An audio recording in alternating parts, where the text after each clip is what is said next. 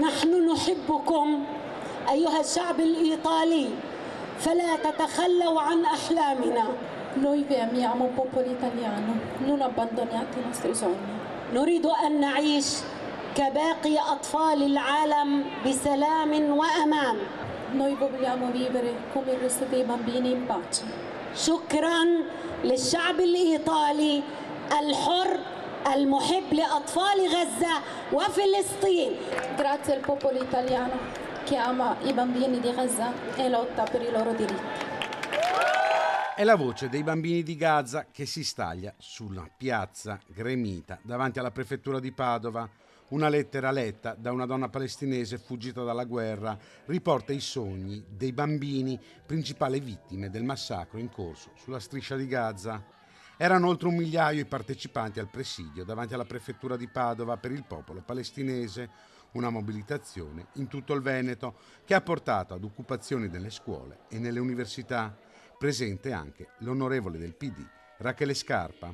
Per la prima volta nelle ultime settimane la reazione di fronte all'ingiustizia del genocidio del popolo palestinese sta assumendo una dimensione globale, sta assumendo una dimensione veramente di massa. Questo è un segnale forte che io credo i cittadini italiani stanno dando a un governo che evidentemente rimane troppo timido rispetto a quanto sta succedendo.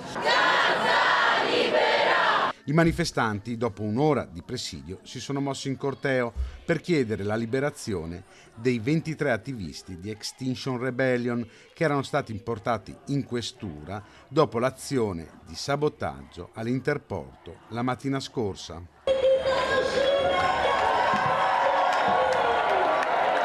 Davanti alla questura i manifestanti hanno bloccato la riviera impedendo il passaggio del tram.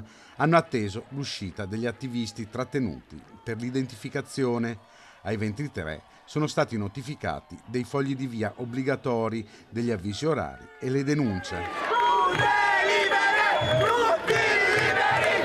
I manifestanti hanno poi ripreso il corteo e hanno raggiunto Piazza Pontecorvo unendosi all'iniziativa dei medici Luci sulla Palestina, 100 ospedali per Gaza, che ha coinvolto, oltre Padova, altre 100 piazze in tutta Italia.